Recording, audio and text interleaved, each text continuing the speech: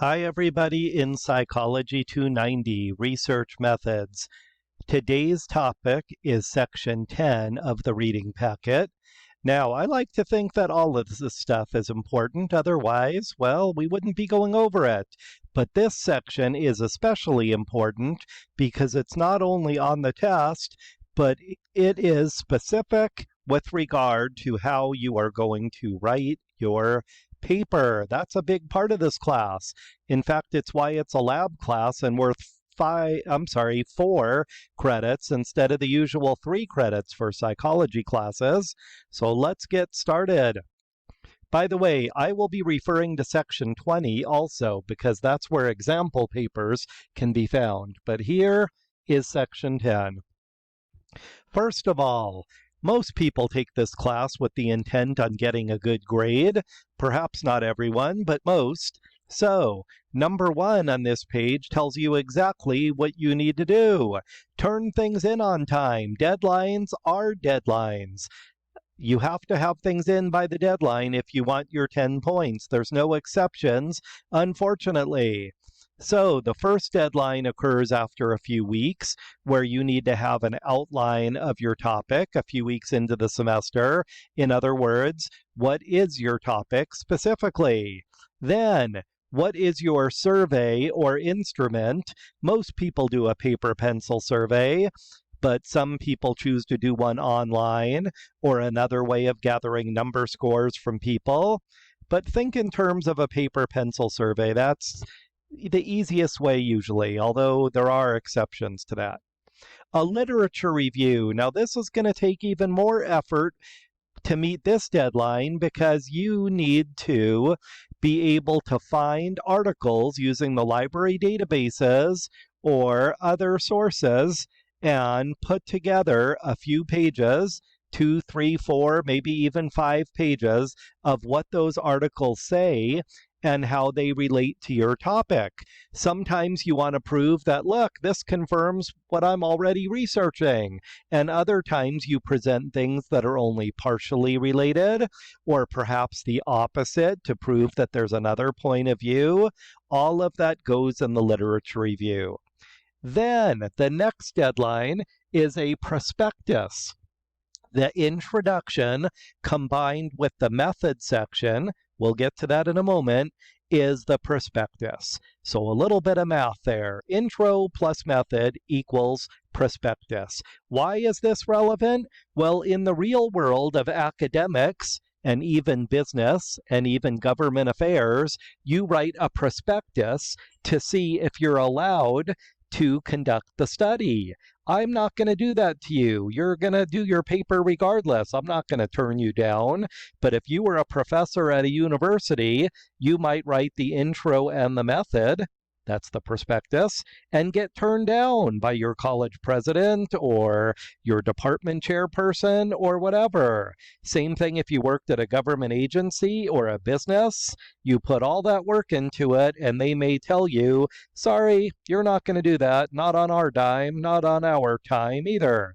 Or they might make you revise it and submit it again. But again, I'm not going to do that to you. You give me what you have done on the intro and the method, you'll get your 10 points. When the paper is done, we're going to do something called an oral defense. We can either meet up by Google Hangouts or WebEx or Zoom or some platform like that if we're not in class, because I assume that we're not going to be or having personal meetings. We'll find a way to do that. Even a telephone call. This is right before the paper is due. We kind of catch up with each other on how things are going. Overall final paper, the last half, 50 points, is what you turn in. I always recommend to people, turn in something. You don't want to get 0 points. Turn in something. Moving right along. Always a good idea to proofread your paper. We do have a writing center at Chandler Gilbert. If the campus isn't open, you might want to go to their website and see what kind of resources they have. If you can email things back and forth or whatever the case may be. Do you have friends or family who are good proofreaders? Are you able to do that for yourself? Watch out for spelling, grammar errors, and things like that. Proofreading. Number 3.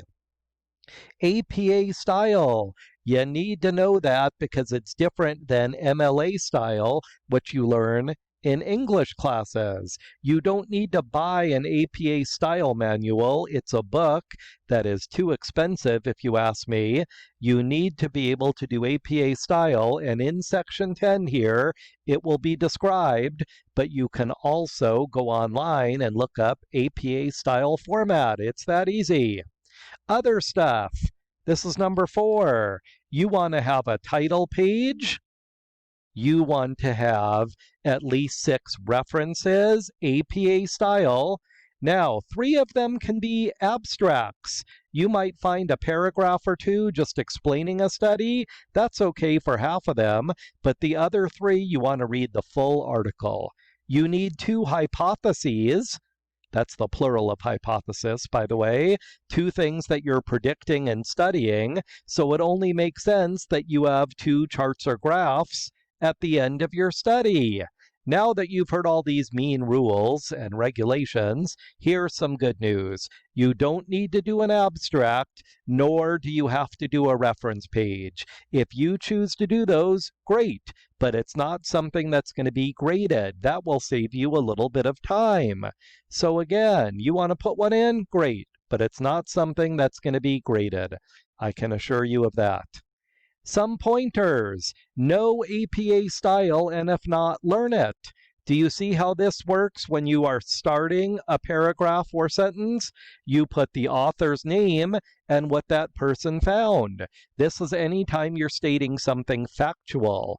If you say that many people experience depression, you don't need a reference. But if you say 14%, that's a fact. You better reference it, APA style. You can start the sentence with it, or if you end the sentence with it, the whole thing goes in brackets like that.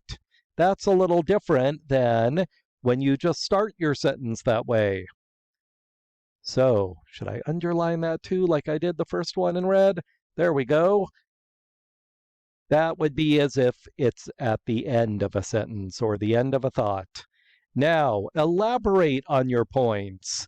Some people tell me, oh, I only have a few sentences. And I say, oh, how many references did you do? Oh, all 6. Well, then you did something wrong. You need to learn how to elaborate on your points. Do you see this paragraph here about 14% of women being diagnosed with depression? Well, there's one reference, but a full paragraph. So that is really good. Now, number 3 is a lie. I've enclosed a copy in case you lost yours. You didn't need to come to class with the APA style format. All you need to know is in here. It's not like you lost yours. That's incorrect. You never had one in the first place, most likely. You could easily look that stuff up online. You don't need to have your own copy of the APA style manual.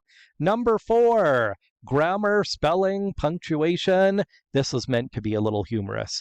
If your writing kinda sucks, you need to learn how to express things correctly like it's a college level class. Also, did you know this about APA style? Some people do, and others don't when they come into my class. Don't use first or second person. I am researching, we are trying to find, our research looked at, my paper is, all of those kinds of phrases are wrong. We don't use first or second person in APA style. Maybe you've learned that in other classes, maybe not.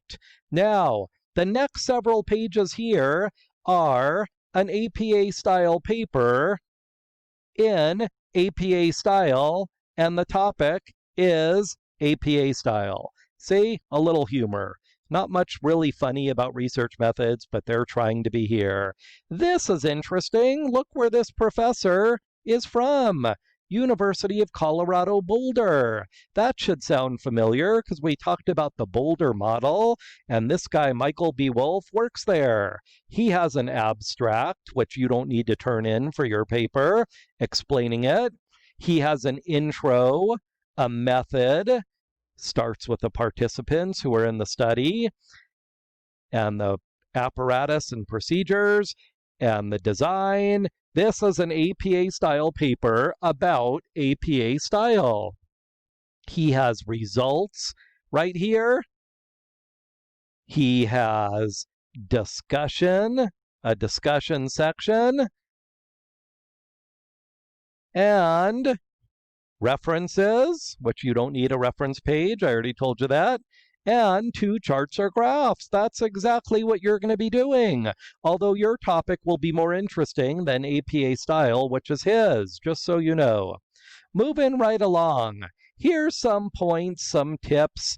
Keeping it simple. You don't want, of course, you want to elaborate on your points and write full paragraphs, but you don't need to go on and on and on and say basically nothing. That's why number 1 is kind of meant to be humorous. It is possible to elaborate too much. Number 2, can you start with a bang? Any good research paper or any good paper at all, you start with something interesting. Make your reader want to read more. Number 3, can you go from the broad to the narrow? You say that depression is a big problem, and then you narrow it down to women who are college students, maybe? See, you narrow it down. And just like any paper, English 101, 102, whatever, can you wrap it up neatly? At the end, can you put together a summary, and that's the discussion section, of what you found and why? Now, the next page is perhaps the most important page of all here. Well, they're all important, but this tells you step by step how to go through it. Title page, abstract. Introduction has 3 parts to it. The problem in perspective, a paragraph about what is this paper about, the literature review, all those other studies you found, and it says hypothesis. We should probably change that because you need more than one. So therefore, it would be hypotheses, ending in an ES. That's the plural of hypothesis. You need 2 for your paper. It's not singular. The method. Once you get through that whole introduction section, a paragraph about why you're doing the paper, problem in perspective, literature review, paragraphs about other studies and what they found, and then you wrap up that section with your 2 hypotheses, I think that you're kind of not really coasting from here, but it gets easier. The method section, a page or 2 about who are your people, who did your study, who's going to be in it. Instrumentation, describe the survey in detail, how it was given out, what it looks like. You don't have to include a copy of it, but describe it. And then the procedure. Did you email it to people? Did you give it to them in person? Was it at a public place like a shopping mall or a college? Was it something that was done by mail? I mean, on a website? There's so many possibilities there. Then, once you've given out your surveys and you watch the video on Vassar-Stats, the program that we use, results. Overall, what did you find on each hypothesis? And then at the end of the paper, 2 charts and graphs. And yes, I am available to help you with that. We will make it work. Then your last section will be a few pages, but it should be pretty easy. A brief review of what you did, explanations for each hypothesis, what you found and maybe why you think you found it, concluding remarks and interpretations, limitations. What does that mean? You only used one group of people in one city at one college? What could other studies look at, speaking of limitations? How could this study have been different? And what did you contribute to this topic? What did you learn? What do we know now? Quick guide to APA style. The next several pages are everything you need to know about APA style. But if you look at the examples in section 20, this will make much more sense. So that is all you need to know for section 10. It's kind of overwhelming. It's kind of a lot, but this will help you tremendously with regard to what needs to be done for the paper. And by the way, this is a good time to get started because before you know it, this paper will be due and the semester will be over. That's it for now. Take care.